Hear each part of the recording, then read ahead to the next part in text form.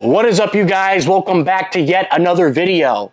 Now let's get this thing started in the city of brotherly love, where it was a home run derby for both teams early on. First, Dansby Swanson got the Cubbies on the board with his 12th home run of the year out to center field that went just right of the 409 marker. Next, Max Kepler, he countered Swanson's home run with a two-run shot of his own out to right center field that left his bat at 105 miles an hour and traveled 373 feet.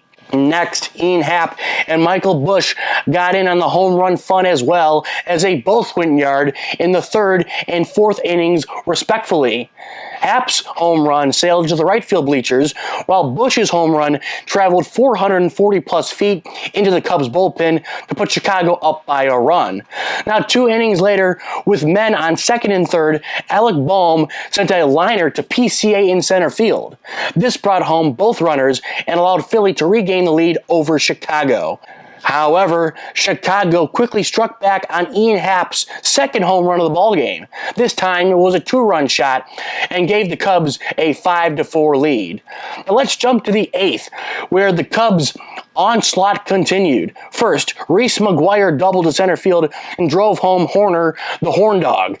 Now, a pair of RBI singles from Kyle Tucker and Seiya Suzuki put Chicago up 8-4, and that proved to be enough for a Game 1 Cubs victory over the Phillies. Next, let's head out to Baltimore, where the Red Hot Tigers faced the struggling Orioles in Game 1 of a 3-game set. It was proudly Detroit who drew first blood via this sacrifice fly by Winsell Perez that plated Zach McKinstry. Now, Baltimore quickly tied the game in the third on this line drive to Perez in right field, scoring the young Holiday from second base. But Baez said, "Hold up, wait a minute. That score don't look right. Let me just slash this line drive single out to right field for my 30th RBI of the year and put the boys back on top 2-1. Then, an inning later, Detroit added some insurance on a single by Dylan Dingler, one of the best backstops in the league, by the way.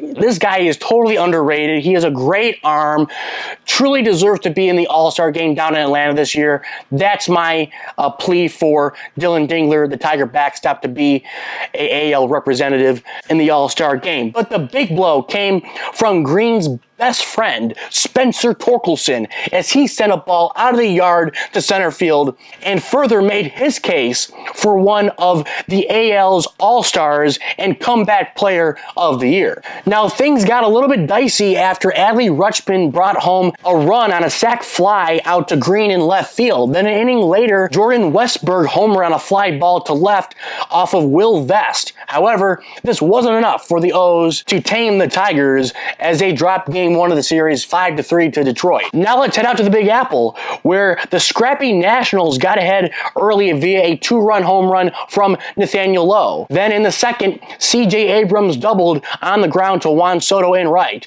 Alex Call scored before the third out was recorded on an outfield assist by Soto, who gunned down Jose Tena at home plate. However, New York quickly responded on a Jeff McNeil single to center that brought home Nimmo in the second and a Juan Soto solo job in the third to cut the Nationals' lead down to 1 run. Now, we jump to the 5th. C.J. Abrams jumped all over this pitch from Canning and sent it just over the left field wall for his 9th long ball of the season to put Washington back up 2 runs since the first frame.